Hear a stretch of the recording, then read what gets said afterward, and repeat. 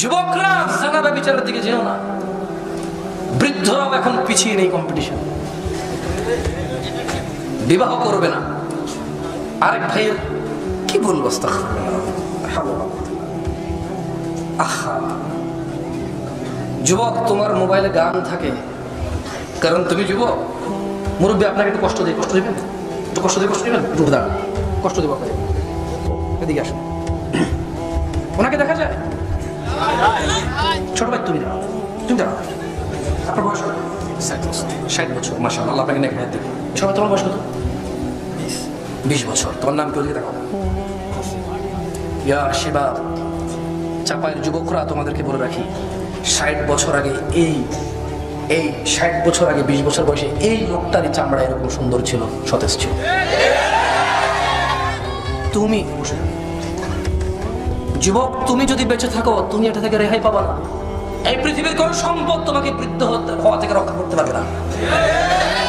যেই যৌবনের জোরে অপরাধকে এস্টাবলিশ করছো, সিনেমা, গান, নাটক, বাদ্যযন্ত্র, বিহারপনা, মানুষের মেয়ে ও বোনের ইজ্জত সম্ভ্রম লুণ্ঠন করছো নানা ধরনের ছলনা করোনা করে।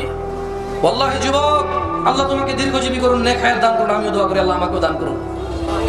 জেনে রাখো যুবক, ইনি যদি ইনি না পুরো পৃথিবীর সব যুবক মিলে যদি কোনো আইডিয়া বের করতে চেষ্টা করে যে 60 বছর বয়সে এইরকম পরিস্থিতিতে আসবে না, বের করতে সক্ষম হওয়া না।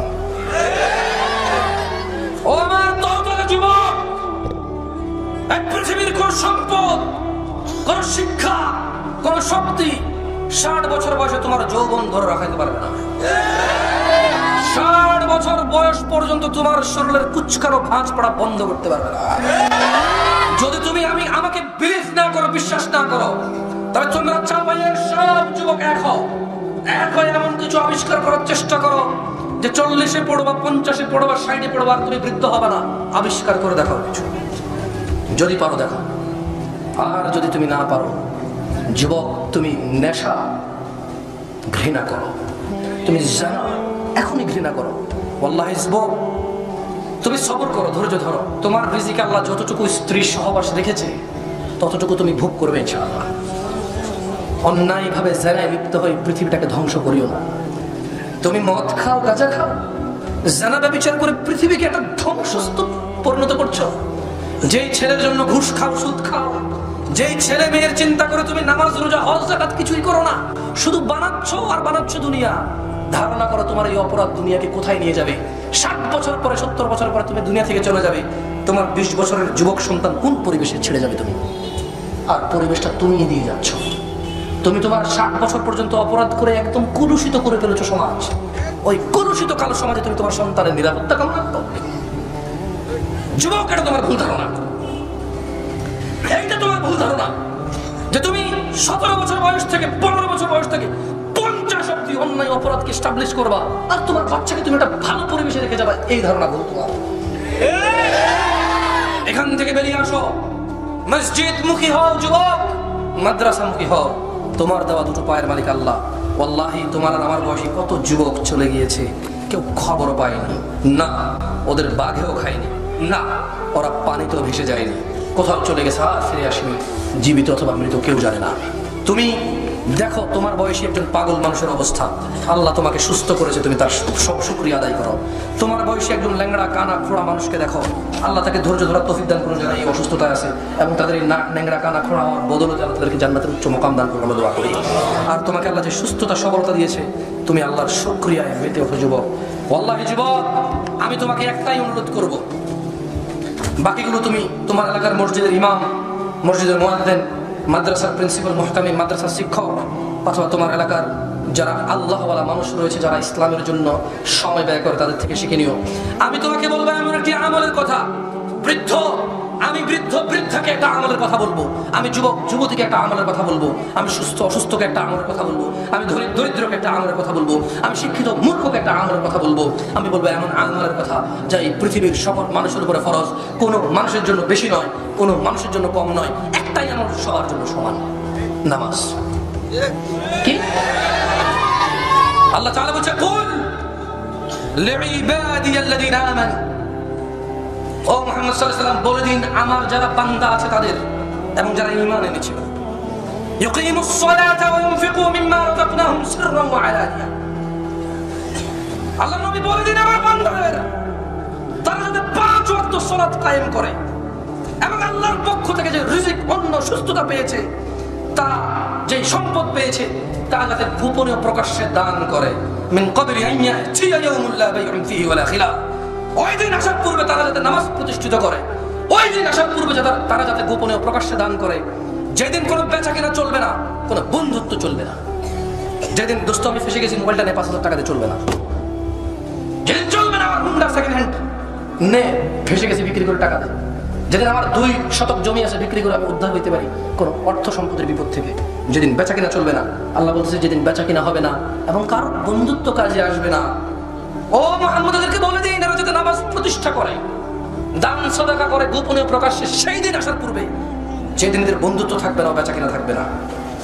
শোনো আল্লাহ নবী সাল্লাল্লাহু আলাইহি ওয়াসাল্লাম, আমি যুবকদেরকে কেন বলছি, ওয়াল্লাহি যুবকরাই পারে সমাজ পরিবর্তন করতে। যুবক তুমি হীরা, যুবক তুমি মানিক্য, যুবক তুমি মতি, তুমি স্বর্ণ, যুবক তুমি তোমার জীবনের মুক্তিকারী, যুবক তুমি তোমার জান্নাতের জন্য চেষ্টাকারী, যুবক তুমি তোমাকে আল্লাহর দয়ায় আল্লাহর কাছে আশ্রয় চেয়ে জাহান্নাম থেকে মুক্ত রাখতে পারো।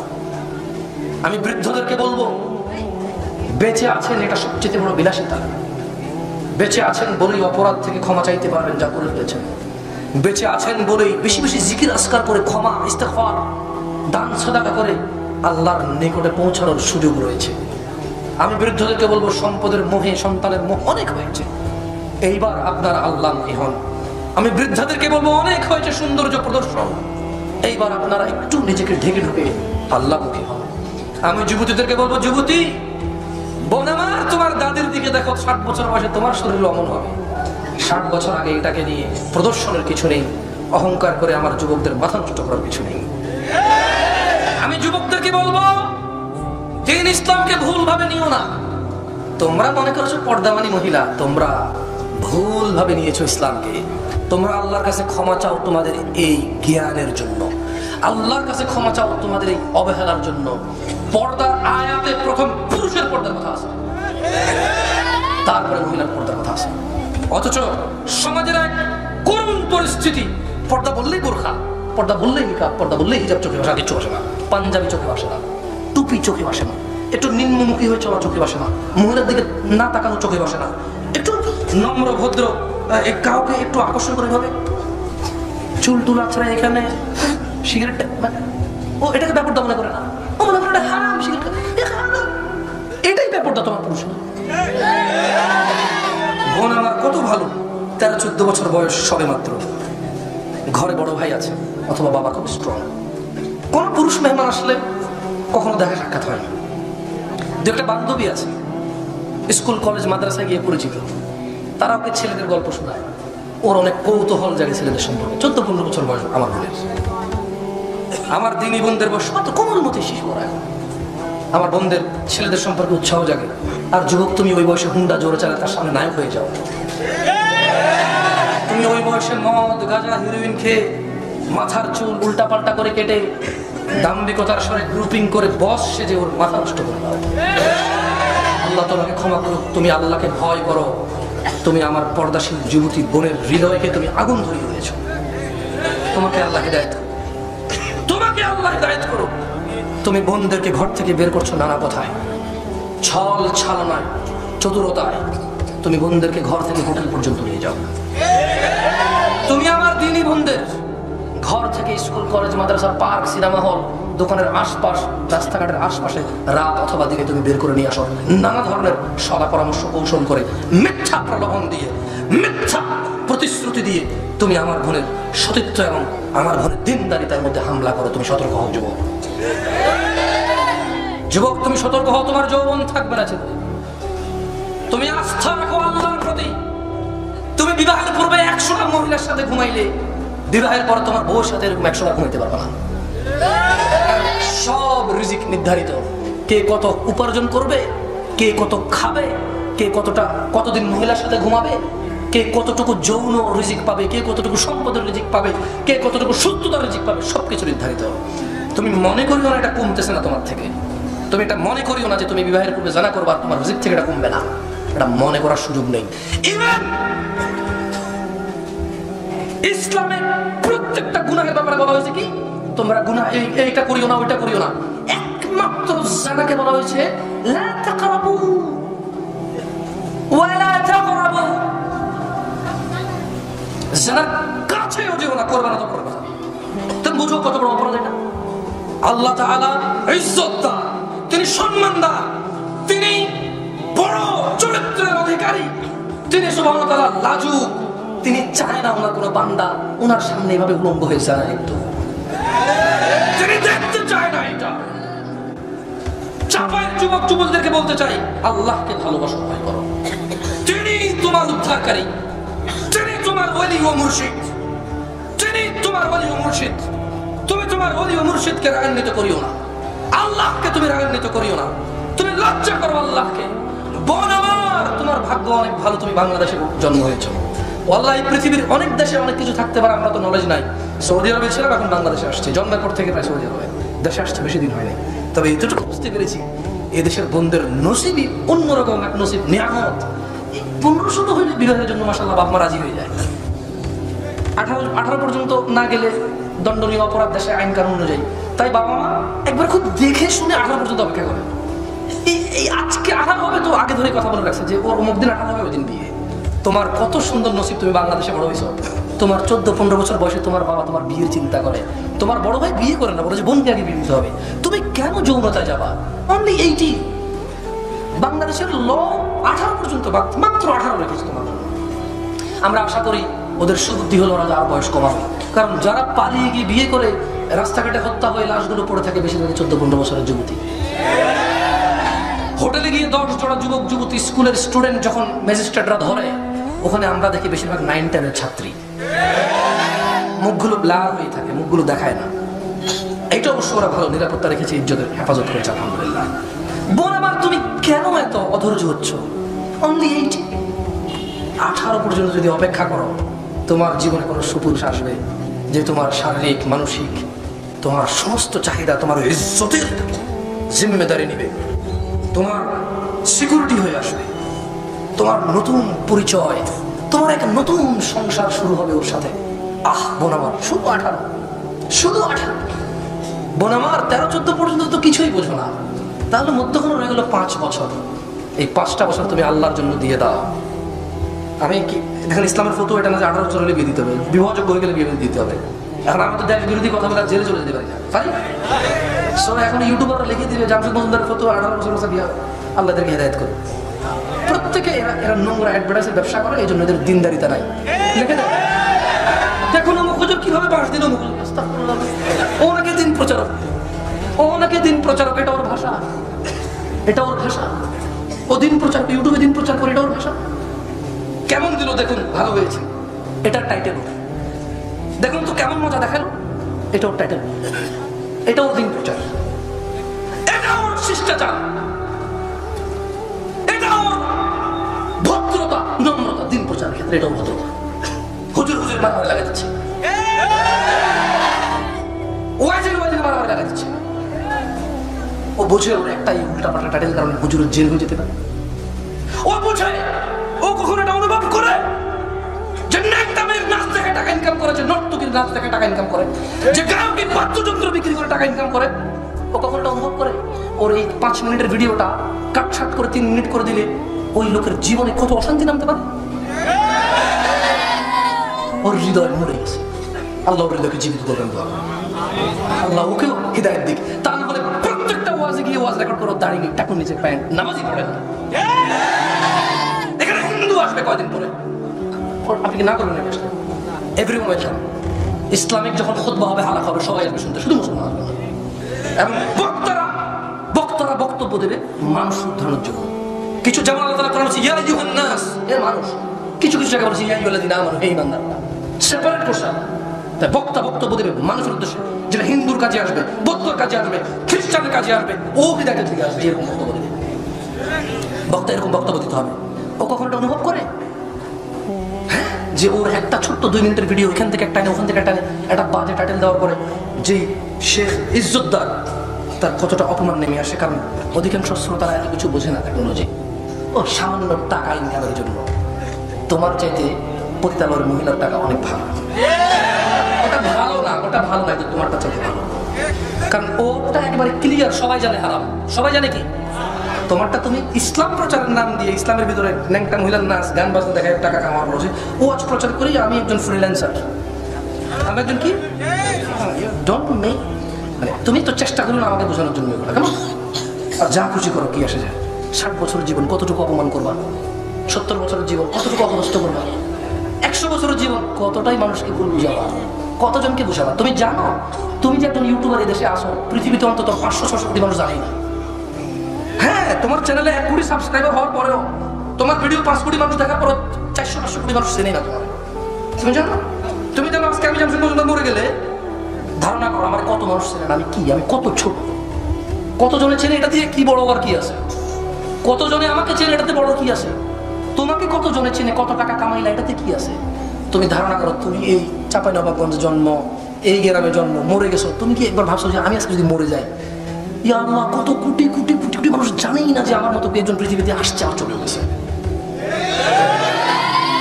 হ্যাঁ, এত আমার পরোয়া নাই, কারণ তুমি যাই করো কোটি কোটি মানুষ জানেই না, চিনি না আমার কি আর অপমান হবে, কি আর অপদস্থ হবে।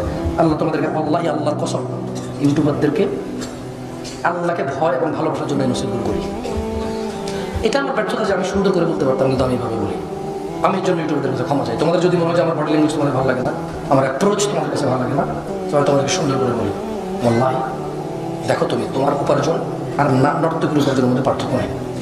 ইউটিউবে তুমি ওয়াজ দাও, তোমাকে এই জন্য টাকা দেয়। ওই ওয়াজের মধ্যে যে অ্যাডভার্টাইজটা আসে, যেটার মধ্যে গান মহিলা অনেক কিছু থাকতে পারে, শুধু গান মহিলা অনেক হারাম কিছু অ্যাড থাকতে পারে। তুমি তো ধরো ওয়াজ মাহফিল কি শুধু বাংলাদেশের মানুষ দেখে? ধরেন একজন সাইপ্রাস আছে, ইটালি আছে, ওই দেশে কি মদ হালাল না? ওই দেশে ওরা তো খায় এগুলা, তো ওখানে অ্যাডভার্টাইজ কিসের আসবে? ওখানে মদের অ্যাডভার্টাইজ আসতে পারে। কারণ একজন বাংলাদেশি চাঁপাইনবাবগঞ্জের ছেলে, কেন আপনাদের চাপাই কেউ আমেরিকা নাই? তো সে আজকে শুনবে যে চাপাই একটা ওয়াজ হচ্ছে, সে হয়তো 2,000-5,000 টাকা দিল, যে ঠিক আছে বাইকে নিয়ে আসো ওয়াজ করাবো। তো দেখা যাবে যে সে আজকে বলবে যে লাইভে দিস, সে হয়তো সার্চ করবে এই ওয়াজটা। তো সে যদি আমেরিকা দেখে, তুমি যুবক কি ধারণা করতেছো ওখানে কি অ্যাড আসবে? বাংলাদেশে না আসলো যে কন্যা করো না কো ভুল, মাথাটা ঠান্ডা হবে, লম্বা হবে, নারকেল তেল, ঠিক আছে না? তুমি এটা তো তুমি নিশ্চিত যে এখানে একটা মহিলা আসবে, চুল নাড়া দিয়ে বলবে মাথা ঠান্ডা হবে, লম্বা হবে, চুল হাসপাতাল লাগবে, ঠিক আছে কিনা? কিন্তু আমেরিকায় কি আসবে তুমি কিভাবে নিশ্চিত? এখানে তো শুধু মহিলা আসলো, মিউজিক আসলো। America, Italy, Cyprus, France, Switzerland, ওখানে যে বাংলাদেশিরা আছে, ওখানে কি অ্যাড আসবে বলো? কিসের? আমি জানি না কিসের মধ্যে। ওখানে হয়তো প্রতিদিনও অ্যাড আসতে পারে, যে এই নাম্বারে কল করেন প্রতিদিন, এই নাম্বারে কল করেন করতেন, অনেক কিছু আসতে, শুকরের মাংস অ্যাড আসতে পারে ওখানে, শুকরের মাংস অ্যাড আসতে পারে। কারণ বাংলাদেশে এখন মানুষ অনলাইনে বিজনেস করে না, আমরা যত আলহামদুলিল্লাহ করে টুকটাক, জানি ওটা পরে কথা, নিজের তাড়াতাড়ি। বাট এখন মানুষ সব কিছু তো এভাবে ইন্টারনেটে বেচা কিনা করে। তাহলে তোমার দেশে গরু খাও, গরুর বুঝতো ইন্টারনেটে বেচা, ওর দেশে শুকর খায়, শুকর ইন্টারনেটে বেচে। তোমার আর আমার অন্তত 20 বছর আগ থেকে বেচবে কেন? ওরা আর উন্নত এসব দিকে। তো যুবক, তোমাকে যে আমি ইউটিউবের এই ইনকামের কথা বলি, তোমার তো খারাপ লাগে, তুমি জানো না জামশেদ ভাই তোমাকে যে নসিহত করতেছে, তুমি যখন মুরব্বী বয়সে যাবা, দেখবে তখন এই ইয়াং পোলাপানগুলো এই বিষয়ে জানবে, তোমাকে বলবে, সেদিন তোমার আফসোস ছাড়া কিছু থাকবে না। তোমার এক একটা ভিডিওতে 50 লাখ মানুষের ভিউ হবে, 50 লাখ মানুষকে গান শোনার অবস্থা, 50 লাখ মানুষকে নর্তকীর নাচ দেখানোর অবস্থা। ভাবো ভাবো যুবক, ভাবো, একটু চোখ বন্ধ করে ভাবো যে তোমার কারণে 50 লাখ মানুষ গান শুনছে, এবং তারা সবাই ওয়াজ শুনতে গেছে, গান শুনতে চাই। তাদের হৃদয় ছিল ভালো, তুমি ওদেরকে ডাইভার্ট করে গানের দিকে নিয়ে গেছো, তুমি ওদেরকে ডাইভার্ট করে সিনেমা নাটকের দিকে নিয়ে গেছো। এখানে মুরব্বীরা মনে আমার এই ওয়াজটা বুঝতেছে না, বাট আপনারা বুঝতেছেন তো।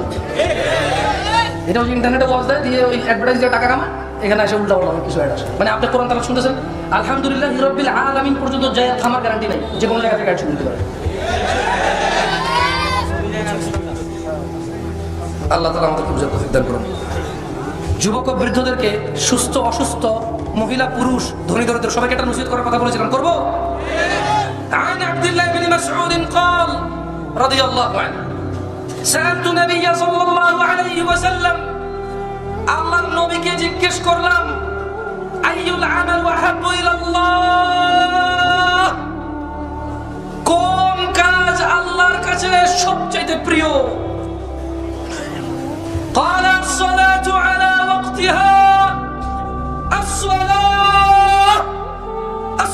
على وقتها الصلاة على وقتها أي العمل أحب إلى الله কোন কাজ আল্লাহর কাছে সবচেয়ে প্রিয়? মুহাম্মদ সাল্লাল্লাহু আলাইহি ওয়াসাল্লাম বলেন as-salah, নামাজ আলা ওয়াক্তিহা, সময় মতো আদায় করবে। ও চাপাই মানুষ, আল্লাহর সবচেয়ে প্রিয় আমলের দিকে কি তোমরা যাবে না? তোমরা কি আল্লাহর প্রিয় আমলের দিকে যাবে না? আল্লাহ তাআলা যে কাজটা সবচাইতে বেশি ভালোবাসে, তোমরা কি ভালোবাসবে না? ইনশাআল্লাহ।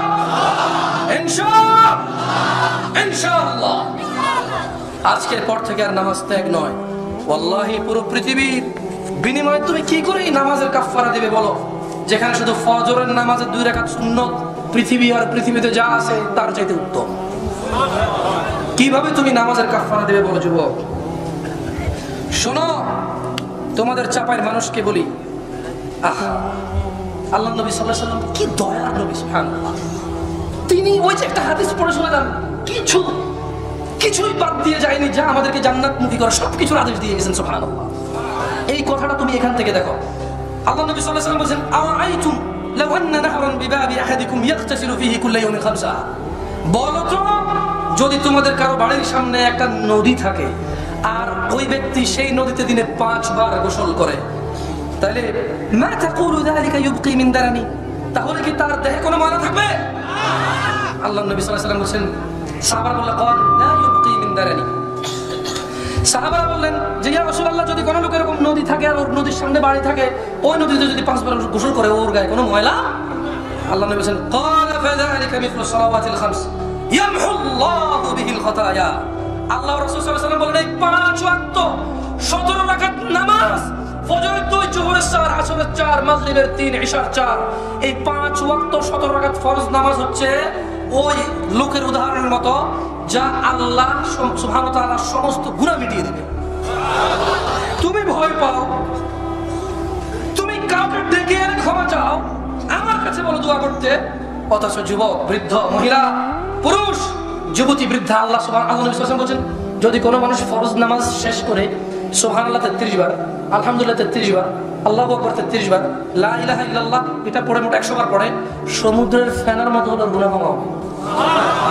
দিনে 5 বার সমুদ্রের ফেনার মতো গুনাহ ক্ষমা হওয়ার সুযোগ দিয়ে দিয়েছে। তুমি আসতেছো না। আল্লাহ জান্নাত কার কার লাগবে? ইয়া আল্লাহ, তুমি কবুল করে দাও। আল্লাহ, তুমি তো আর এভাবে জান্নাত দিবা না, তুমি বলেছো কাদের জান্নাত দিবা, এদেরকে ওই জান্নাতীদের চরিত্রগুলো এদের ভিতরে দিয়ে দাও। আর আল্লাহ, এরা জান্নাতীদের চরিত্র কেমন তা জানার এদের মনে উৎকৃপ দিয়ে দাও। ইয়া আল্লাহ, ইয়া আল্লাহ, তুমি সবার হাতকে কবুল করো। আল্লাহ, আমাকে তুমি কবুল করো। আল্লাহুম্মা ইন্না নাসআলুকাল জান্নাতাল ফিরদাউস, আল্লাহুম্মা ইন্না নাসআলুকাল জান্নাতাল ফিরদাউস, আল্লাহুম্মা ইন্না নাসআলুকাল জান্নাতাল ফিরদাউস। সবাই জান্নাতের কথা আসলে আল্লাহর কাছে জান্নাত চাইবেন 3 বার, কেমন? না, আমাকে ফতোয়া জিজ্ঞেস করবেন না, আমি অত নলেজ রাখি না যে আমি ফতোয়া দেবো। আমার বয়স শুধু 28 বছর, তাছাড়া 20 বছর বয়সে অনেকে ফতোয়া দিয়েছেন, আমি অত নলেজ রাখি না। কেন? আমি এখন এত নলেজ রাখি না যে আমি কোনো মাসলা মাসায় বর্ণনা করবো। আমার শিক্ষকরা আমাকে বলেছে, জামশেদ যাও, তুমি কথা বলতেছো, নিষেধ করো মানুষকে, মাসলা মাসালের ব্যাপারে সতর্কতা অবলম্বন করবো। কারণ এই জাতি এত বিভক্ত হয়ে আছে অলরেডি, এই জিনিসগুলো একটু গ্রহণযোগ্য মানুষদের হাতে যাওয়া উচিত, আমার মতো কারো হাতে না। আপনি এগ্রি করেন আমার সাথে? আপনার কি মনে করেন আমাকে জিজ্ঞেস করে বলে দেবো? আমি জানি অনেকে আমাকে সহজ প্রশ্ন করে, আমি শেখদের রেফারেন্স দিয়ে দিই বা হুজুর রেফারেন্স দিয়ে, ওনাকে জিজ্ঞেস করেন। আমি চেষ্টা করি বড় কারো থেকে উনি শুনুন, তাহলে এটা বেশি ইফেক্ট থাকে। তবে হ্যাঁ, যদি কখন কেউ এমন কাউকে পাচ্ছে না যে সে পাচ্ছেই না, এখানে একটা প্রশ্ন আসে, যারা বলে আমরা কোরআন মানি, তাহলে কোরআন আর কি ভাই, বাংলা কম বুঝি, টাইপের বুঝি, কিন্তু আর কি রেখেছে? এটা একটা বাচ্চা, 5 বছরের বাচ্চাকে বলে বলবে যে কাফের। মানে যদি একটা 5 বছরের ছেলেকে বলে যে একজন লোক যদি বলে যে আল্লাহর নবীর হাদিস মানে না, সেই কি বলে কাফের? আবার আমার জিজ্ঞাসা লাগে, এটা কোনো প্রশ্ন ভাই? প্রশ্ন করবেন একটু সুন্দর কিছু, এর মধ্যে শিক্ষণীয় কিছু, এটা তো সবাই জানে। কে জানে না নাকি আপনারা? আমি ফতোয়া দিছি, আমি বলছি 5 বছরের বাচ্চা মনে হয় এরকম বলবে, আমার মনে হয়, এটা আমার মনে হয়, ভুল হইতে পারে। না, 5 বছর বাচ্চার কথা কয়? আচ্ছা, 8 বছর, ওকে, কি একটা রসিকতা করলাম না, রসিকতা করলি। আমার মনে হয় 8 বছর যদি কাউকে বলা হয় মাদ্রাসার ছাত্র, যে এই বলো তো, যদি কেউ বলে যে আল্লাহর নবীর হাদিস অস্বীকার করে, সে কি বলবো? যে মুসলমান। এটা আমার মনে হয়, আমি ফতোয়া দিই, বাকি আমি ভুল হতে পারি। ওকে, যেহেতু মনে হয়, মনে হওয়া কি ভুল হতে পারে, ঠিক হতে পারে, ঠিক আছে? আল্লাহ আমাদেরকে বুঝাতে হবে। তাহলে আমরা ইনশাআল্লাহ 5 ওয়াক্ত নামাজ পড়বো। আমরা 5 ওয়াক্ত নামাজ পড়ার সর্বোচ্চ কি করব, চেষ্টা করবো। আচ্ছা, এখানে কে কে মুসলমান হাত তোলেন? আল্লাহু আকবার কাবীর, আলহামদুলিল্লাহ কাসীর ওয়া সাব্বিহু প্রথম। আচ্ছা, এখানে আল্লাহর সাথে শিরিককারী কে কে আছে? হাত তোলো। শিরিককারী এই দেশের শ্রোতারা যে আবেগী, এটা প্রমাণ হয়েছে কিনা? বললে সবাই ঠিক, কি করবো? তার কথাটা বুঝলো, ঠিক করছে না ঠিক করছে, আগে চিন্তা করে তারপরে বলে কি করে।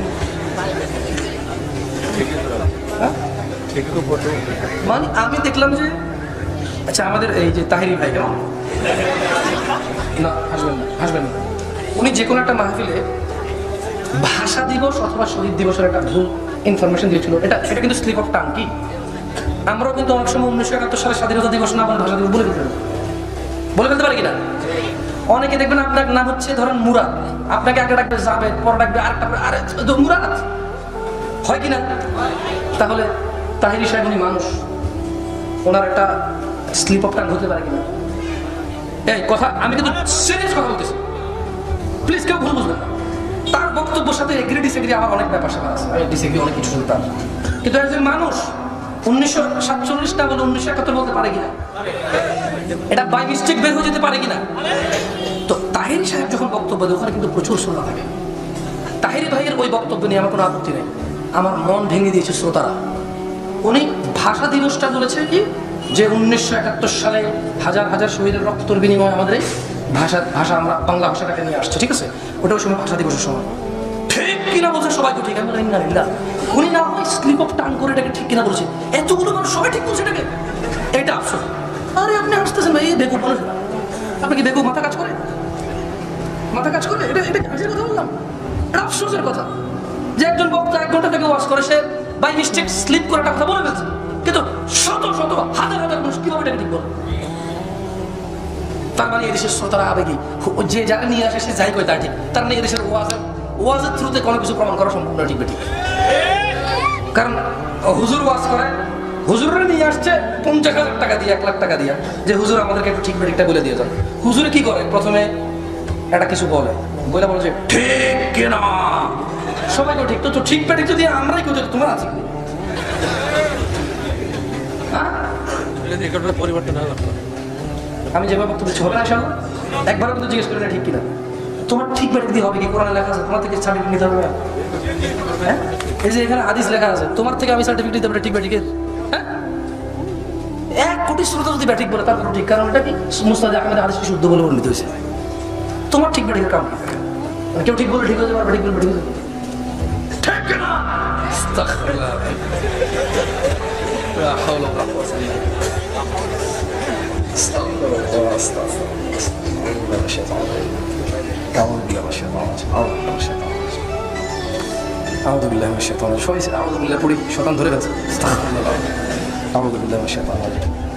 না এইসব স্টেজে থেকে যদি এই ধরনের কথা বলা হয় তাহলে আসলে জাতির জন্য ভালো না।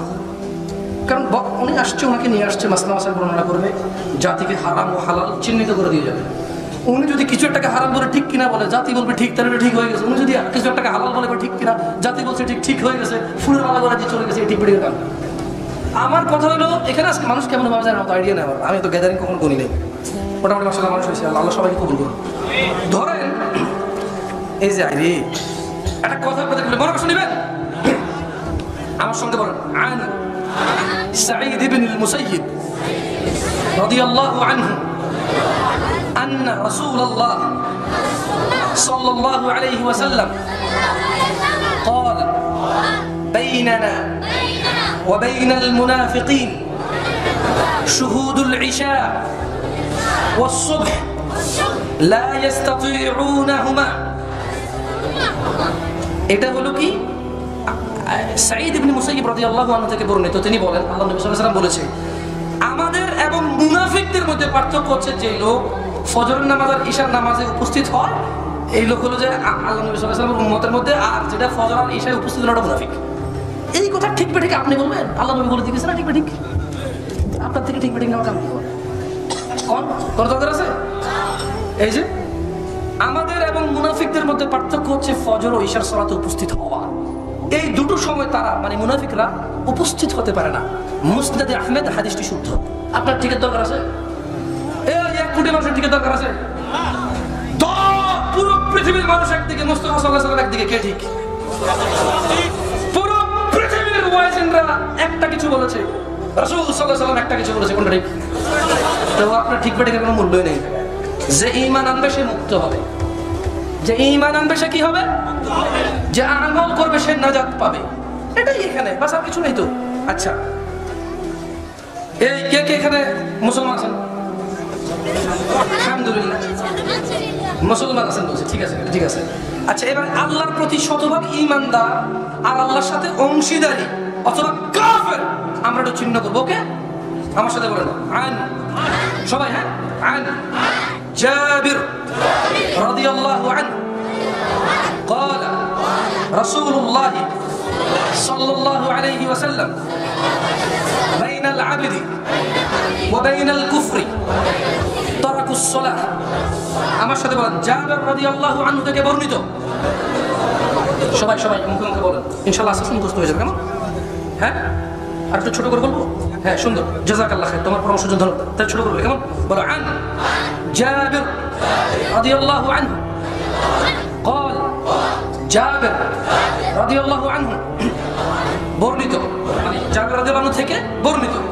قال তিনি বলেন, রাসূলুল্লাহ সাল্লাল্লাহু আলাইহি ওয়াসাল্লাম, রাসূল সাল্লাল্লাহু আলাইহি ওয়াসাল্লাম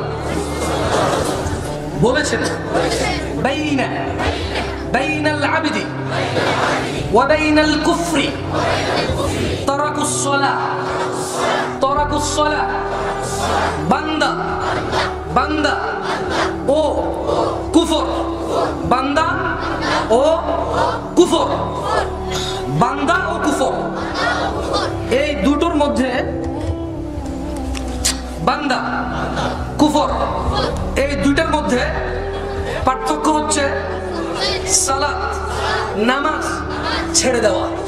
এবার বলুন তো, যে নামাজ ছাড়ছে সে কি বান্দা না কাফের? না, ফতোয়া দিয়ে আল্লাহ বলেছে কুফরি। এটা কি বলেছে? রাসূল সাল্লাল্লাহু আলাইহি ওয়াসাল্লাম বলেছে কুফরি। ওকে, রাসূল সাল্লাল্লাহু আলাইহি ওয়াসাল্লাম কি বলেছে? আমরা বলার ক্ষেত্রে অনেক সময় সুন্দর করে বলতে গিয়ে অনেক ভুলভাল বলে ফেলি। মানে যে জিনিসটা যতটুকু ওটাকে অতটুকু রাখা দরকার। বেশি কাউকে অপছন্দ করলে একবার বেশি বলে ফেলা দরকার নেই। যেটা যতটুকু আমরা পরিমাপ ঠিক রাখবো, জুলুম করবো না কারো। কেমন?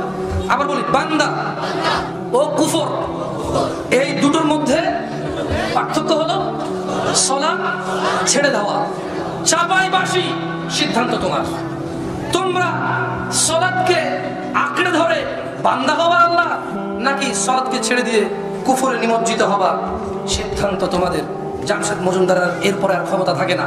জামশেদ মজুমদার সর্বোচ্চ সাহাবীদের থেকে বর্ণিত হাদিসগুলো তোমাকে পড়ে শোনাইতে পারে, এরপরে ওর আর কোনো ক্ষমতা থাকে না তোমাকে মসজিদে নিয়ে যাওয়ার, যদি তুমি নিজেকে না নিয়ে যেতে পারো। চাপাইয়ের মানুষ ভয় করো সেই দিনের কথা, আনিল মুজরিমিন, যেদিন অপরাধীকে জিজ্ঞাসা করা হবে, মা সালাকাকুম ফি সাকার, কিসে তোমাকে জাহান্নাম সাকারে নিক্ষিপ্ত করলো? ক্বালু, সে বলবে লাম নাকু মিনাল মুসাল্লিন, আমি নামাজীদের অন্তর্ভুক্ত ছিলাম না।